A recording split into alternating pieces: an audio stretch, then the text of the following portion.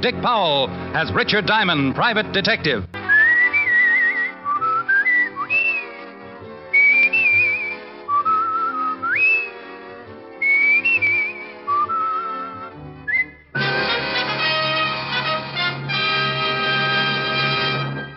A transcribed half hour with Richard Diamond, private detective, starring Dick Powell.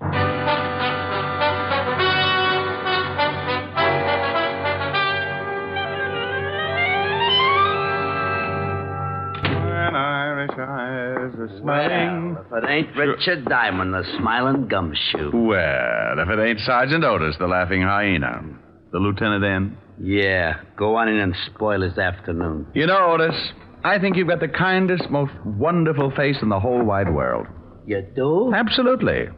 But I do wish you'd do me a favor. Well, sure, anything. Stop wearing it upside down. Hello, Walt.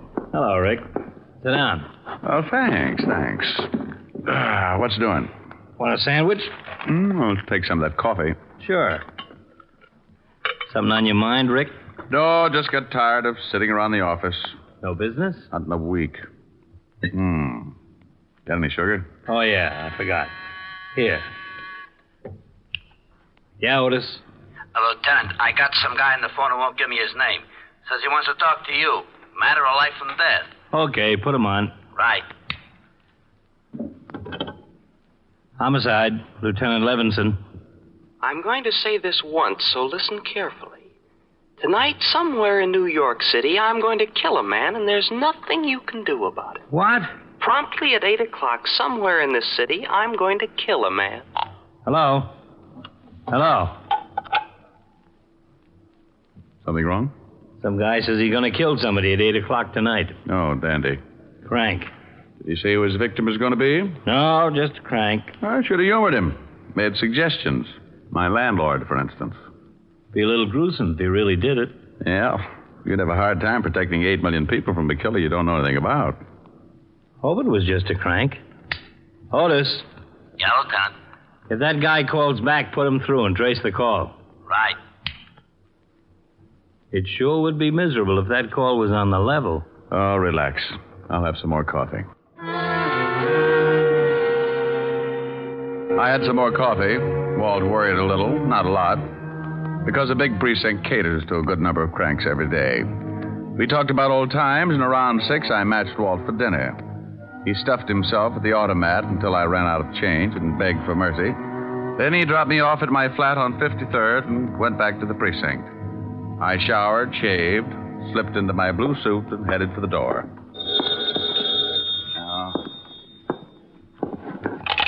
Yeah? Do me a favor, will you, Rick? You gotta stop stuffing yourself, Walt. You sound like you got indigestion. I'm down at the morgue. Meet me here, please. Oh, now look, I got a date with a live one. I'm in on the start of some trouble. It's liable to grow. That guy who called made good. He stabbed a man to death on Broadway at 8 o'clock.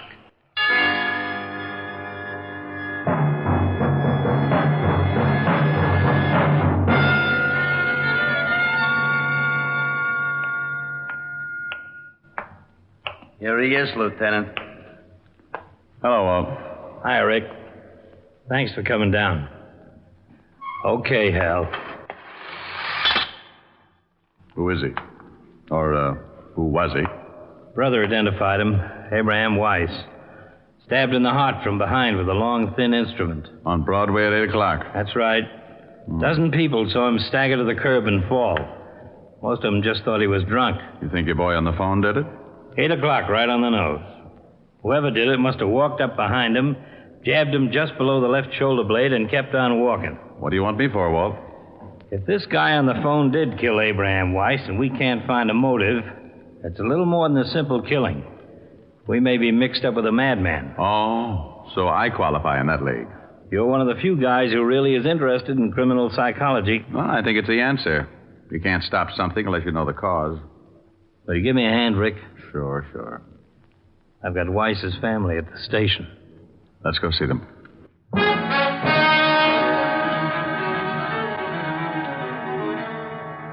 Why, Lieutenant? Why did this happen to Abe?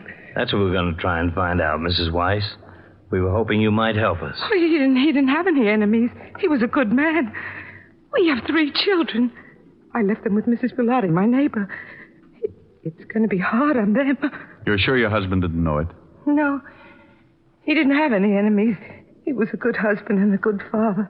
Everybody liked him. Well, only last week, Mrs. Dowd up the street from us told me.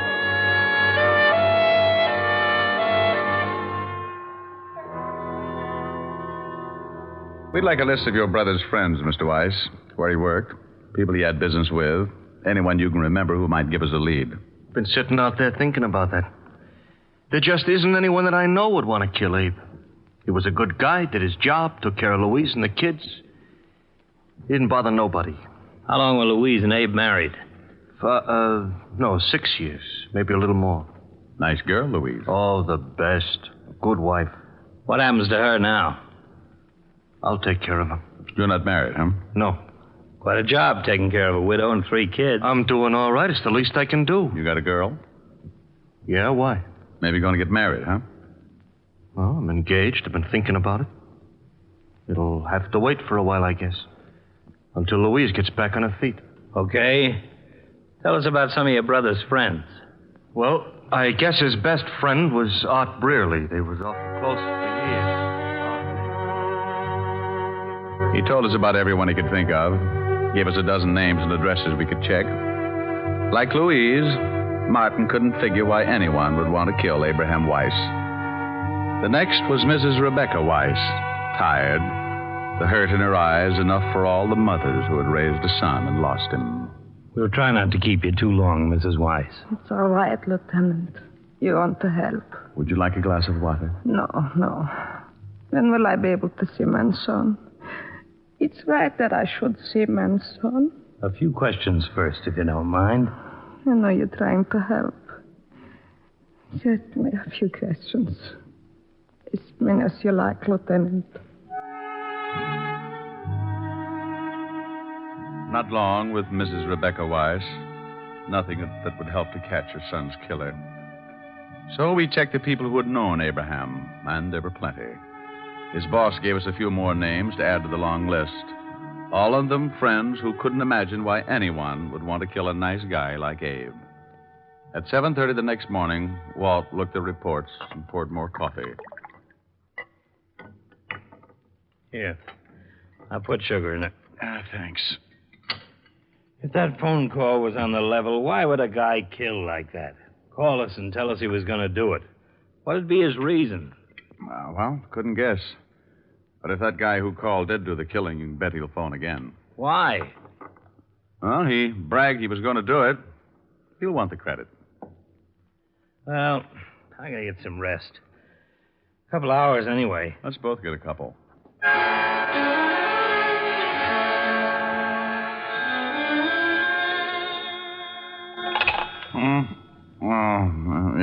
Yeah? Sorry, That doesn't matter. Lousy dream. What time is it? 5 o'clock. Oh, I died, didn't I? Our boy called again. Oh? You trace it? Phone booth in Grand Central. What do you have to say? Not much. Wanted to know how we liked his handiwork. What's a good answer to that one? Well, I said a few things, but I guess he figured we weren't satisfied, so he promised he'd kill somebody else tonight.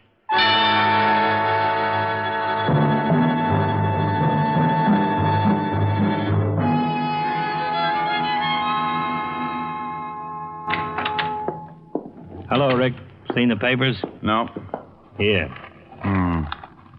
Fiend terrorizes city. Unknown killer murders at will. Police baffled. Everybody's on my back.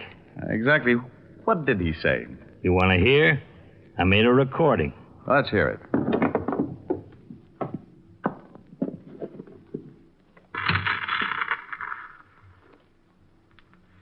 Okay, Otis, put him on.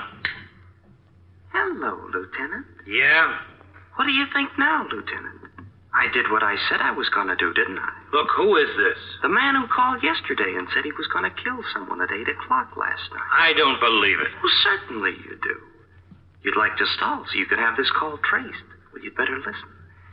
I want everybody to know just how stupid the police force really is. I'm going to kill again tonight, and there's nothing you can do about it. Look, you, whoever you are, if it's the last thing I ever do, I'll... Tonight at 8, another innocent victim will die because the police can do nothing about it. Hello? Hello? Otis! The call came from a phone booth in Grand. He said another innocent victim. Yeah, so he's a nut. For some reason, he hates the police force. There's your motive. Well, I guess it's possible, but something sticks in my craw. Yeah? What? 8 o'clock. Why pick 8 o'clock both times? Well, I guess, like you said, he wants the credit. We're liable to get a couple of killings in an evening. He wants us to be sure which one he did. Okay, so he makes it 8 o'clock the first time. Why the second? Why not 6 or 7 or 10 or... Just following a pattern, I guess. Maybe so. Well, what'll we do? I got every man possible on the streets. But, Rick, let's face it, this is a pretty big city. And it's 6-2 and even. If he does kill again, it won't be anywhere near the scene of his first stabbing. I guess we just wait. Yeah. A little over an hour to go. So we waited. Walt got the coffee going, and I went through a whole package of cigarettes. Somewhere in the middle of New York, probably on a crowded street, a man was walking, waiting like we were for 8 o'clock. Waiting to stab someone through the heart. Waiting for 8 o'clock. Want coffee? No. Give me a cigarette. You don't smoke. Want a bet? Here. Got a match? Got a lighter. This is no good. Yeah? Let's go. Where to? Entrance to Madison Square Garden. Man stabbed to death in the crowd going into the fights. Right at 8 o'clock.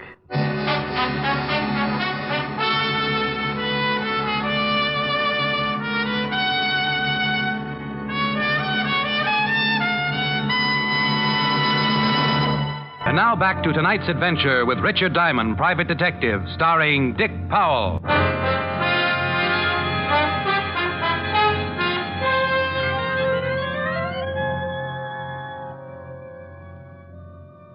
A man murdered going into Madison Square Garden to see the fights. Stabbed through the heart while he stood in the middle of the large crowd. We went through the same routine. Identify the body. Question witnesses who had been close to him. See his friends. Anyone who knew him. Name's Leon Ellis. Small-time fight manager. No family. Handles a young kid named Billy Martin. Wasn't fighting last night. At 10 o'clock the next morning, we found Billy Martin working at the East Side Gym. We talked to him for a while, but he couldn't help much. So we kept going, making our list of names, talking to everyone, all morning and into the afternoon. By 4:30, we were holding each other up. Look, we're working with a madman who kills anybody close to him so he can show how helpless we are to stop him. The whole city's in a panic. The newspapers are blasting everybody in the department, yours truly in particular. Yeah? I got him on the line again. He even bragged to me about this last killing. Trace it as fast as you can. Right.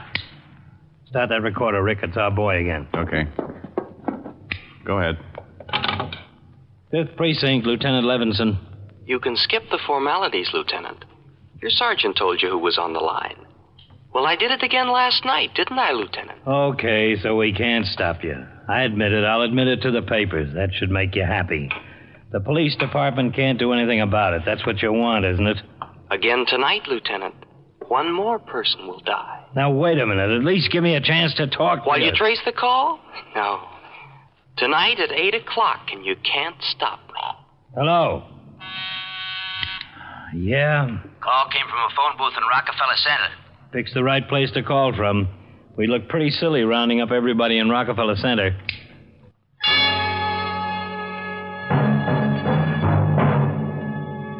Walt looked sick, and I felt it. What could we do? We knew nothing about our killer or where he'd strike next. Walt called in the reporters and gave them the story. The papers would blast the department, but it was the best way to warn the public to stay off the streets. The department was alerted, radio stations were given bulletins to broadcast, and Walt and I climbed into a prowl car and started cruising. At 8:05, it came in. Attention, all units in the vicinity of Zone 12. A 211 in front of 415 West 64th. 415 William 64. Ambulance, dead body. Car 73, come in, please. 7-3, go ahead. 211 at 415 West 64 is a stabbing, Lieutenant. Roger. That's it, Rick.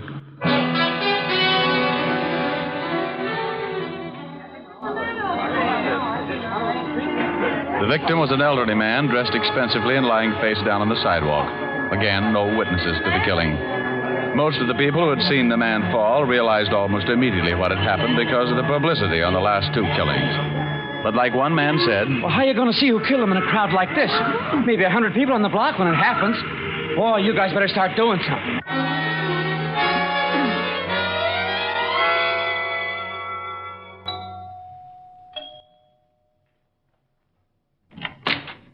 Yes, sir? Does Mr. Arthur Reeves live here? Yes, sir, but Mr. Reeves is not in at the moment. I'm from the police. Lieutenant Levinson, homicide. Homicide? I'd like to talk with everybody in the house. Certainly, sir. Has something happened to Mr. Reeves? He's been murdered. Oh, no. No, not Mr. Reeves. How many people in the house? Myself, the maid, and Mr. George Reeves, Mr. Reeves' nephew. Tell him I'd like to talk with him. And we talked with the three people in the dead man's house. The maid, the butler, and George Reeves, the nephew. I warned him not to take his walk tonight. I showed him the papers. Did he usually take walks at night? Has for the past 15 years. Know why anyone would want to kill him? Mr. Reeves? Of course not. You know very good and well it was that fiend what did it. How about you? Can you think of why anyone would want to kill your employer? No, sir. I've been with Mr. Reeves for over 20 years. I'm acquainted with most of his friends and associates. Look here. I can assure you that my uncle knew no one who would want to kill him. You're his nephew? That's right. Your uncle took walks every night? Yes, every night. Well, if you don't mind, we'd like you all to come down at the station to make statements.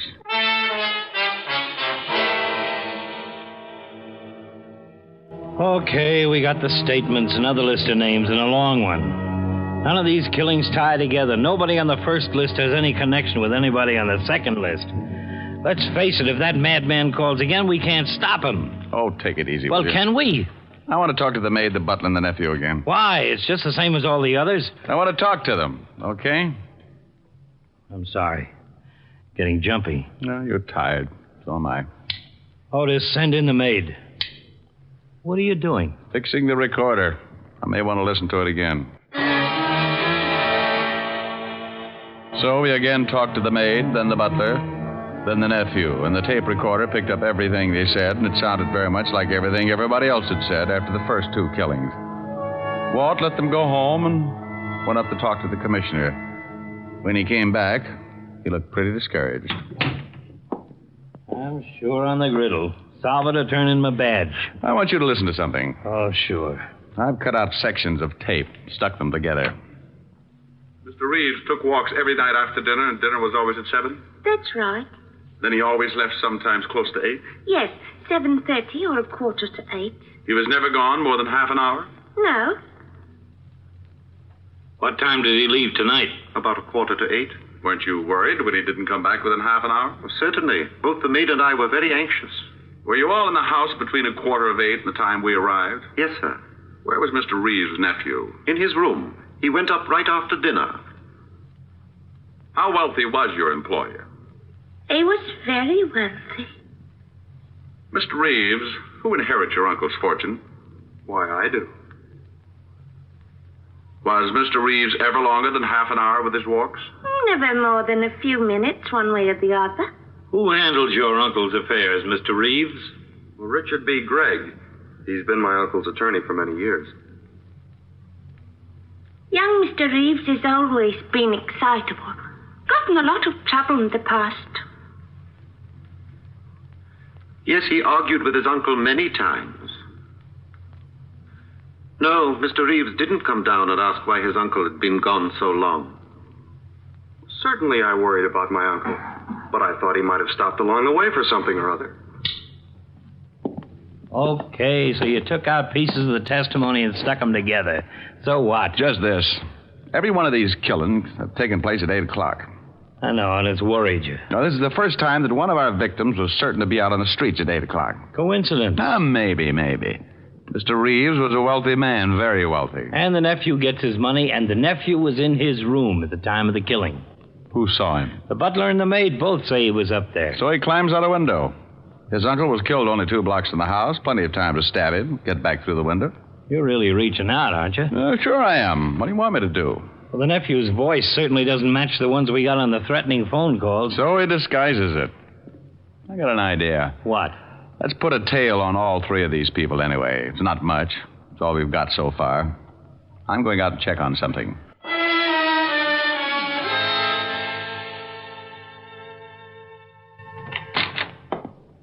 What?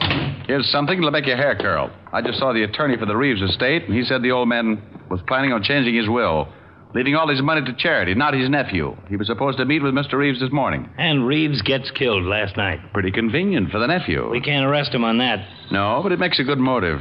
You think the nephew would kill two men and then his uncle, just so it would look like a madman had picked out another innocent victim? You gotta admit it'd be pretty clever. There's an understatement. Yeah? He's on the line again, Lieutenant. I'm tracing it. Oh, no. Our boy again. There goes your theory. Hello? You can't do anything, Lieutenant. I've killed 3 men, and you can't stop me. I'm going to kill again tonight at 8. Hello? Was him, all right. Tonight at 8. Rick, we've just got to do... Yeah? Call came from Grand Central again. Okay. Well, what happens to your theory now? Well, he might do it again. Expect you to react just this way.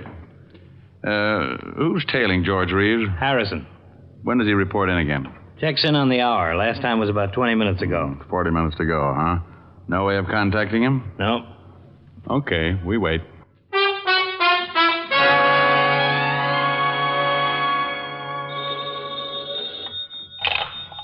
Yeah? Yeah? Where was he at 446?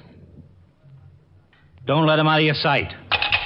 Well? At 446, George Reeves made a phone call from a booth in Grand Central Station.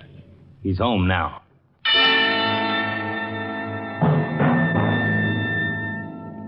Well, we had something. A motive and a man calling from Grand Central, but not enough to make an arrest.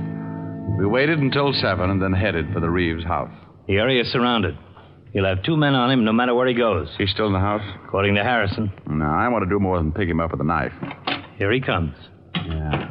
Climbing into his car. Attention, cars 31415. Suspect heading east. Proceed east on your streets. We tailed him, keeping in contact with the other cars as they stayed parallel. When Reeves turned off, we went on ahead, notified the car in our right or left to pick him up. That way Reeves wouldn't suspect a tail. About 7:30, we got a call that Reeves had parked. We headed for the spot in a hurry. Suspect is heading north on Coulter. Oh, get ahead of him. Park at the corner of Davis. We'll pick him up there.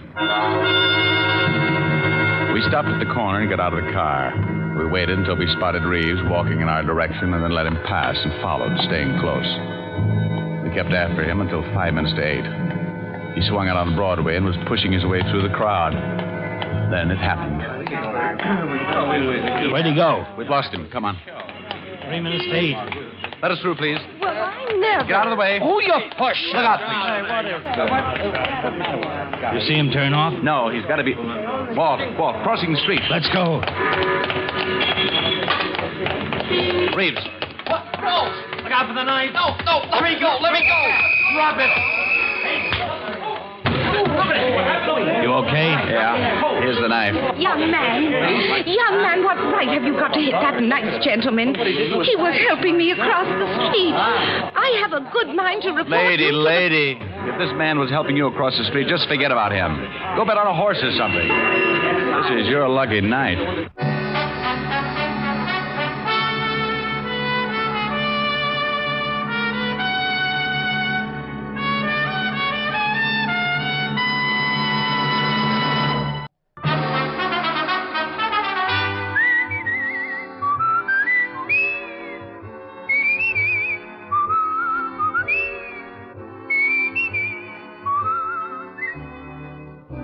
Richard Diamond, Private Detective, stars Dick Powell in the title role and was written by Blake Edwards with music composed and conducted by Frank Worth. Richard Diamond, Private Detective is transcribed in Hollywood by Jaime Del Valle. This is Bill Foreman inviting you to be with us next Sunday at this time. Dick Powell as Richard Diamond, Private Detective.